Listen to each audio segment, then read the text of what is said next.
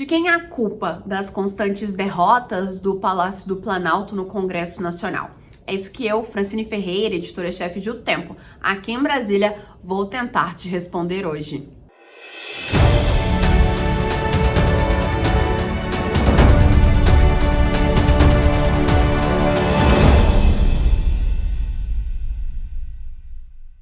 Nas últimas semanas, a gente viu uma escalada da crise do governo federal com a base. Base essa que não se mostra tão aliada assim, principalmente quando o governo precisa. Se em pautas econômicas o governo federal tem passado por sufoco, mas aí mesmo assim consegue ter as medidas aprovadas, em pautas de costumes a derrota é dada como certa. Independente se ministros vão e fazem romaria no Congresso Nacional, não adianta. O governo não está conseguindo conversar com boa parte dessa base que é formada aí por partidos do Centrão.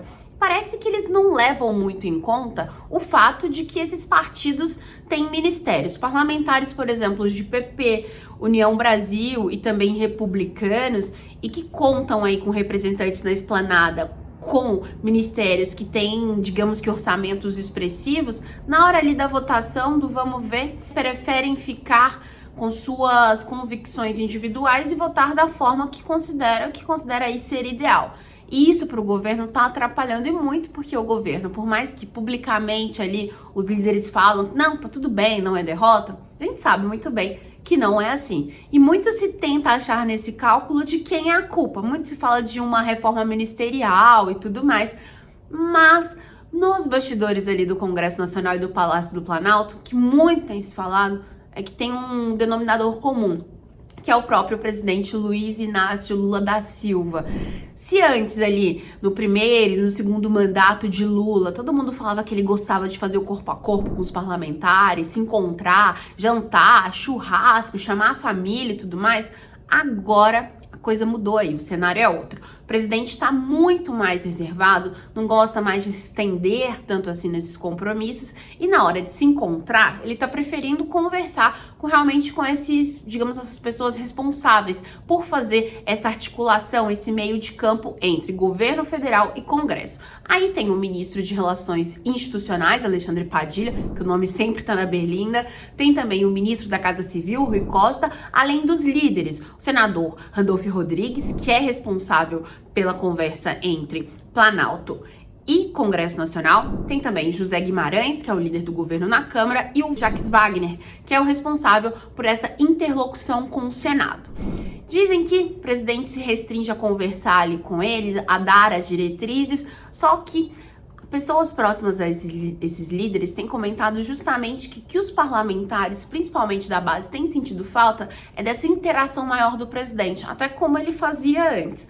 Mas fato é que o presidente está mais velho, o presidente está menos disposto de realmente ter essas conversas, então que esse impacto aí, principalmente nas pautas de costume, acaba sendo outro. E que uma outra análise também é de que, por mais que o presidente às vezes elogie, fale diversas coisas publicamente, aí falando que o Congresso Nacional, por mais que tenham pessoas conservadoras, apoiem pautas econômicas, no final das contas, para quem precisa ali desse apoio, não tá valendo de muito não, viu?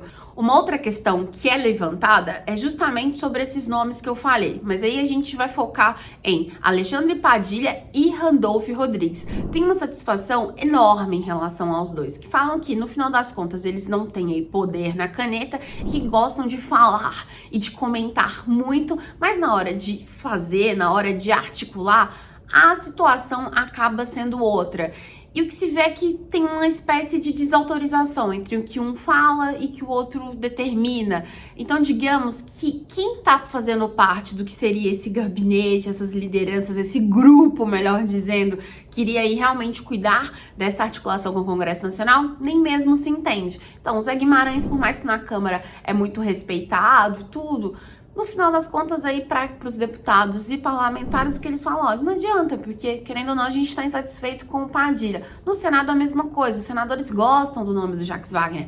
Ao mesmo tempo, não estão aí com muita paciência com o Randolph Rodrigues. Uma reforma ministerial, que já é se falado, é que isso deve acontecer ali somente após as eleições, que digamos que não vai ser muito bom para o governo fazer isso agora, porque de pouco vai adiantar. E aí a gente lembra que depois das eleições municipais deste ano, tem outra eleição interna muito importante no Congresso, porque vai se decidir aí os sucessores, né, os novos presidentes, tanto do Senado quanto da Câmara. E para o governo ter pessoas de confiança é muito importante para ver ali as pautas andarem. Hoje, no Senado Federal, o governo está um pouco mais cômodo com a presença de Rodrigo Pacheco. Por outro lado, na Câmara dos Deputados, o governo tem passado muito sufoco com Arthur Lira, uma vez que Lira está de olho nos votos de bancadas conservadoras, inclusive da bancada evangélica, aí, que conta com 205 nomes.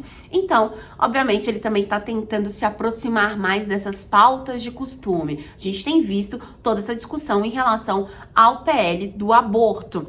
Então, o que se diz é que o governo precisa decidir e fazer algum tipo de mudança, porque do jeito que tá, as derrotas vão continuar sendo acumuladas. No caso de pautas econômicas, a situação fica um pouco mais complicada, porque o ministro da Fazenda, Fernando Haddad, até mesmo se mete ali e toma para si a responsabilidade de fazer essa articulação, mas para ali os parlamentares, o que muito se vê é que tem um bate-cabeça interno do próprio governo. As pessoas ali, elas não estão se entendendo e digamos que essa omissão do presidente Lula tem atrapalhado ainda mais em toda essa articulação, em toda essa movimentação. E claro que uma outra coisa que se soma a tudo isso é que o legislativo está cada vez mais autônomo. Então, se antes o governo tinha mais poder na mão, principalmente com a questão das emendas, hoje em dia os parlamentares se sentem mais, digamos que mais tranquilos, mais confortáveis e negarem em apoiar o projeto do governo, por exemplo,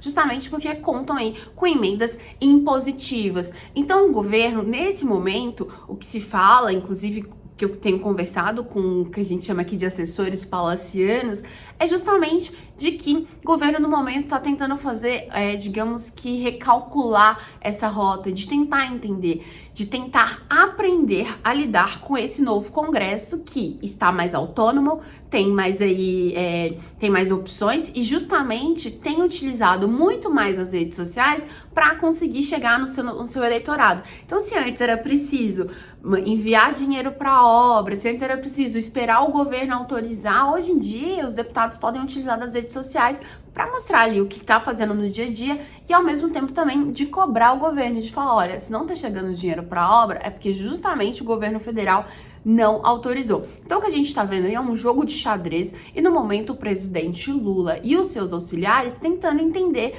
qual que vai ser essa nova conversa, esse novo jeito de lidar com o Congresso Nacional. Mas enquanto isso, o Congresso Nacional tem ganhado mais força e os parlamentares mais confortáveis para fazer parte de uma base que no final das contas a gente está vendo que não está fazendo diferença para o governo federal. E você, o que você acha? Quem que é o culpado dessa articulação política que está dando errado aí para o Palácio do Planalto? Me conta aqui nos bastidores e é claro que informações sobre os 3 poderes aqui em Brasília você pode conferir em otempo.com.br. Até mais!